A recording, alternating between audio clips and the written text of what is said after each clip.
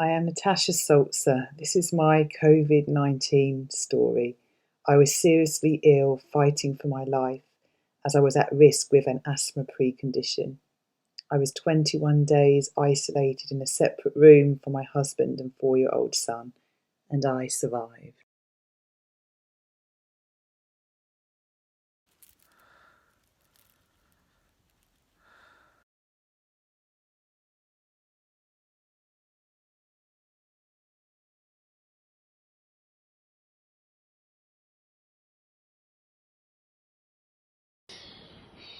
Love you. I love you, Baden. I love you, Nick. I love you too, don't we? We love Mummy so much, don't we? Yeah. Gonna have some medicine soon, I hope. Yeah? You've been such a good boy for Mummy, haven't you? You love her so much. Daddy.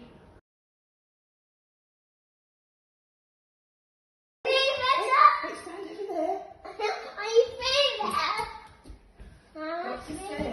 The doctor said that I can give you a cuddle.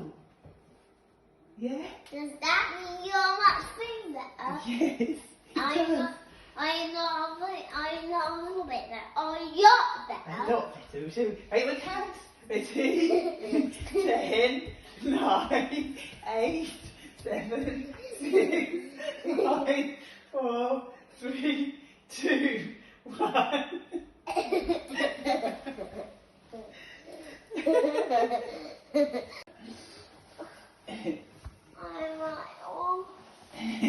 I'm so glad you're feeling better. I'm so happy to have you.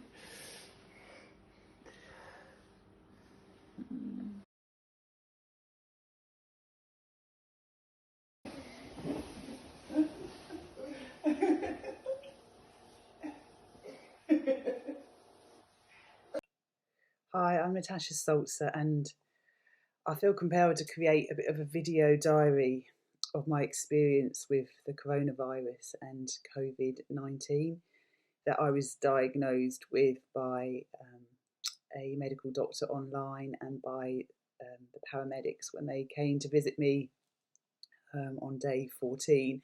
But I just want to share my story and just to document it for myself as well. And so, yeah, this is just a way to document my experience.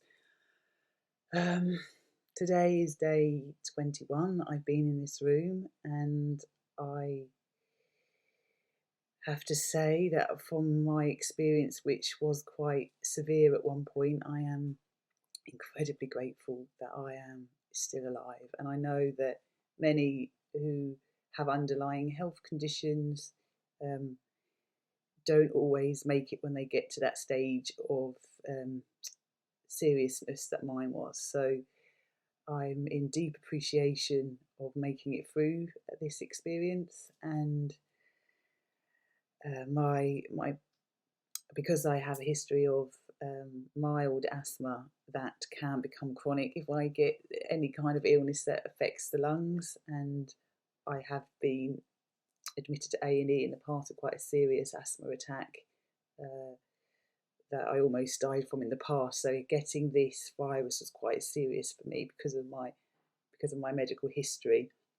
And maybe by sharing my story, it might help others have a greater understanding of it. And also, I plan to share some of the treatments that I use to help combat this without any other medical assistance other than what I could do for myself.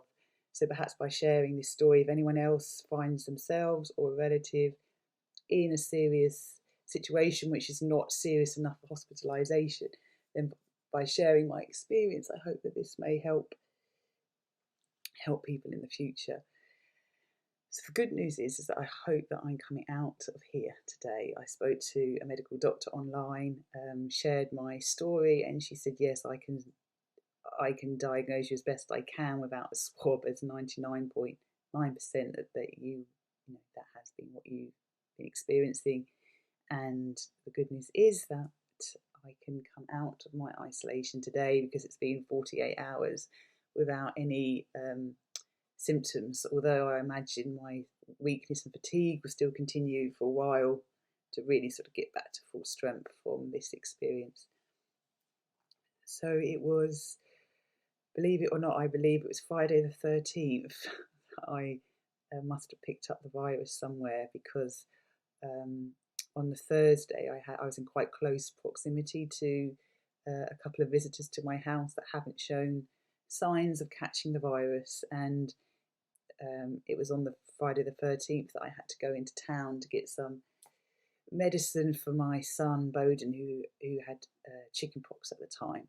So as much as I was trying to avoid going out, because back then I think there'd been 11 deaths and about 200 cases in the UK, but nonetheless I was still wary of leaving the house. And but because I had to get medicine for my son, I did go into town just for an hour or so to pick up the medicine and a few supplies, and used all the lotions and that on my hands. But somehow in my visit to town, that must have been when I picked it up, because a day or two later I came down with the sore throat, which is what it started with, and it then developed into the dry, consistent cough, and then went down into my lungs, where I started having difficulty breathing.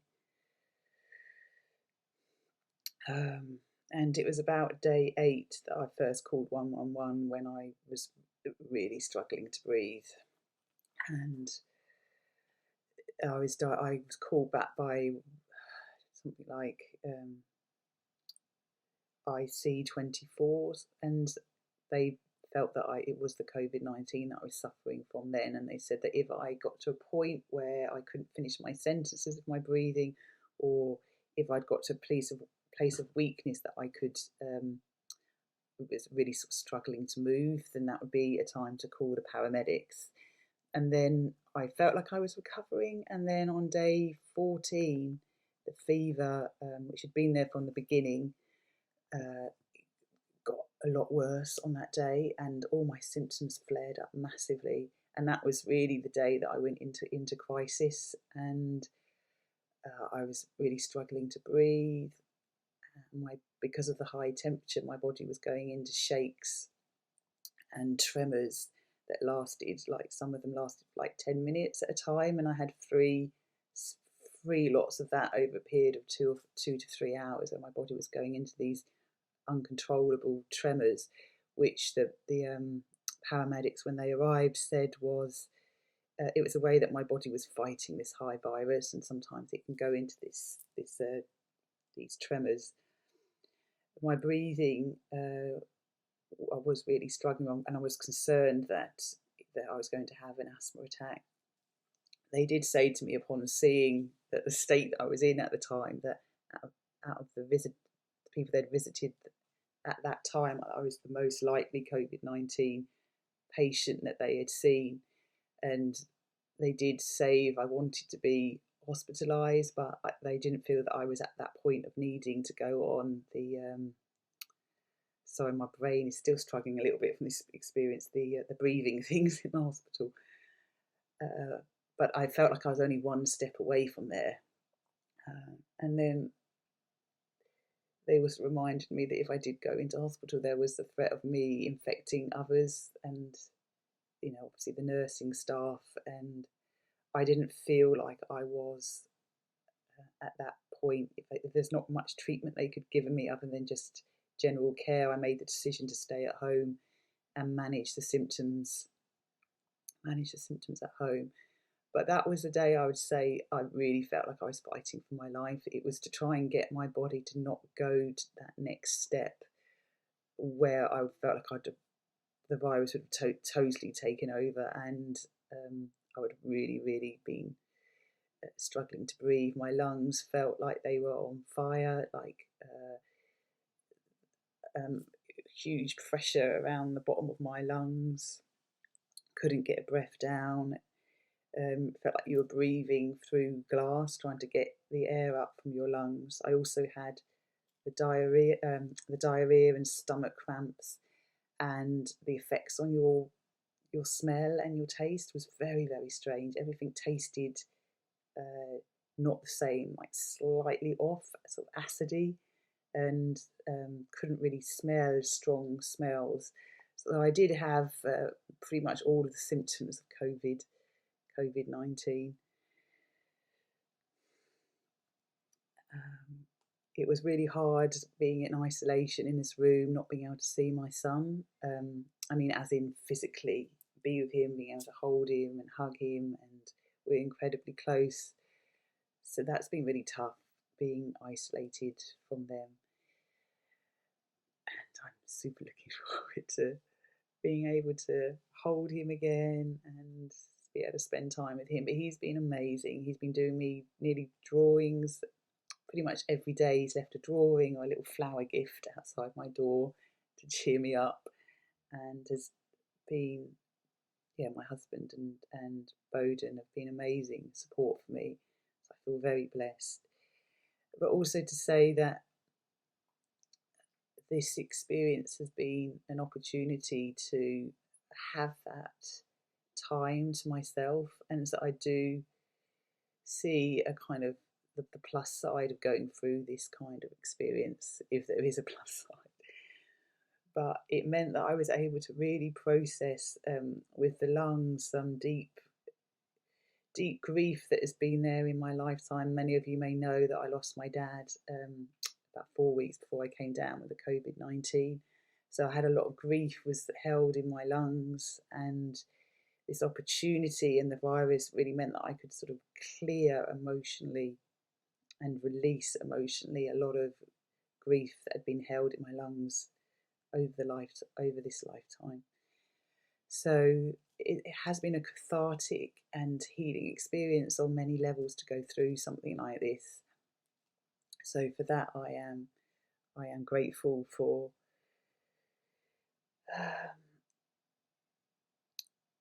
But I also just wanted to say that for those of you that are in lockdown, and I know that it's not easy not being able to leave your home, but I feel that I wanted to speak because I represent those that you wouldn't expect that have underlying health conditions that put me in the at-risk group.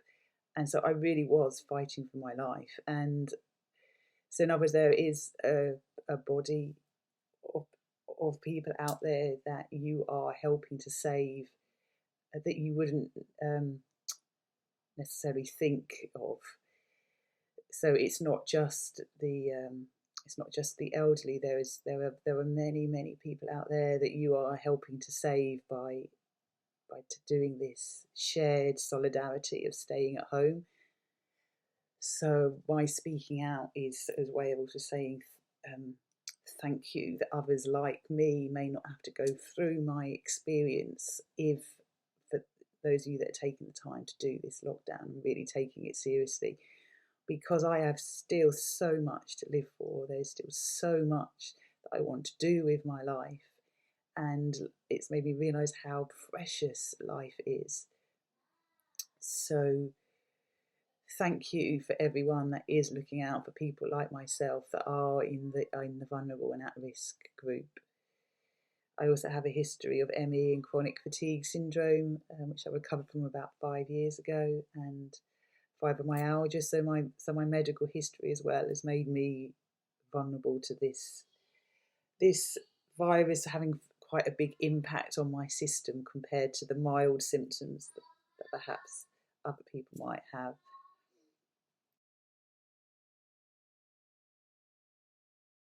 But prayer and healing was definitely something that got me through this without a shadow of a doubt. My own prayers that others did for me. I chose to only share this with a close circle of friends and family at the time that I knew would be able to send me healing, just to keep the energy really contained around me, which is why I'm now choosing to share this publicly. But yes, if you can get some healing, and I've set up a support page called Humankind Coronavirus Support. There's a network of professional healers and counsellors that can help families and those directly affected by the coronavirus. So please look below on the text and check out the free support that's I've been instrumental in helping set up. So it's a humankind coronavirus support. So the healing and the prayers, I'd say, is number one, and then the alternative treatments, which I've shared below what mine were. To check that out, but the top one for me that came in the later date was the Himalayan salt inhaler. This really helped with my breathing. So this I recommend as a top purchase. And also I'd say the number one for me was a vitamin C, and I had different brands of Lipsomal vitamin C, and I took it in very high dosages, especially in the beginning and when I was really ill. So the high vitamin C and this inhaler, and then the aromatherapy was also key, that I put on my pillow. I sniffed directly from the bottle, and I had it in an air diffuser in my room. So the aromatherapy oils were really key for the breathing, and I'll include the one that I personally used in the messages below. So I am so excited to get back to my life. I am so grateful to have recovered from this experience, and I hope all the information that I'll share in the written text below will be of help to anyone else going through something like this. So lots of love to everyone, and be safe.